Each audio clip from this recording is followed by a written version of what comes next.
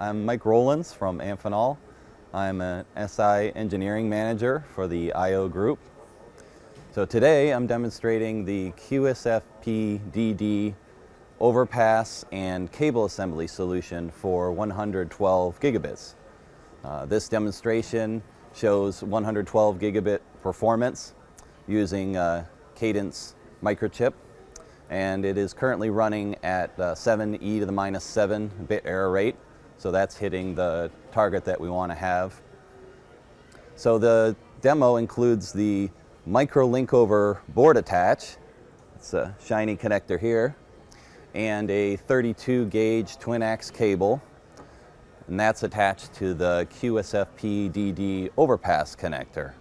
That's this OverPass assembly. That plugs into the 2 meter 27 gauge cable, and this is a full 2 meter cable assembly, and we're able to send the data at 112 through the full 2 meters. This also works at shorter distances like 1 meter and everything up to 2 meters. We're working on development of a 112 gig cable that works at 2.5 meters, and we're going to push that length as far as we can.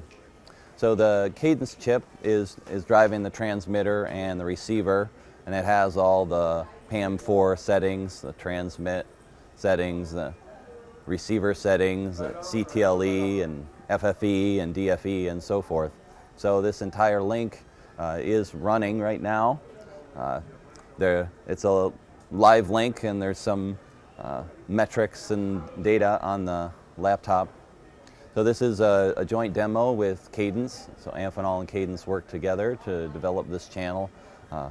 Amphenol builds all of the passive components in the channel. This particular channel and setup includes the test board for the microLinkOVER, a coaxial 2.4 millimeter launch, a short length of trace, and then the microLinkOVER board attach. The microLinkOVER is designed to have a very low profile. The mated height is less than 4 millimeters.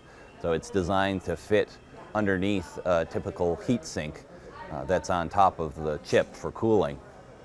So the microLinkOVER near chip solution can get very close to the chip since it can fit underneath the heat sink. Continuing through the channel, the microLinkOVER attaches to the 32 gauge twin-ax cable, and there's about 10 or 12 inches of cable in this OverPass assembly, and that goes straight into the QSFP DD OverPass connector. That is a panel connector like any other panel I/O, QSFP, OSFP, QSFP DD, SFP, and so forth. It goes into the panel just like a board attach QSFP DD. This is an OverPass QSFP DD. And then the QSFP DD cable assembly is a standard 2 meter assembly with size 27 gauge twin axial cable. And the QDD assembly is actually a standard QDD assembly off the shelf for 56 gigabits that we've enhanced a little bit. The 112 cable assembly version is under development and will be available soon. So the standard 2 meter cable assembly plugs into a standard MCB, module compliance board. That's the test board that the cable plugs into. And there's another section of coaxial trace.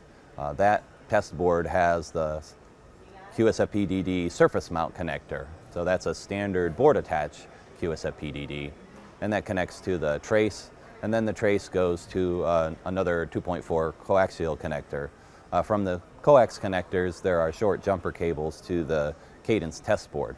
So that completes the channel loop that we're demonstrating. The transmit from the chip through the microLinkOVER, through the OverPass cable assembly, through the standard QDD cable assembly, then through the cable assembly test board, and back to the Cadence test chip.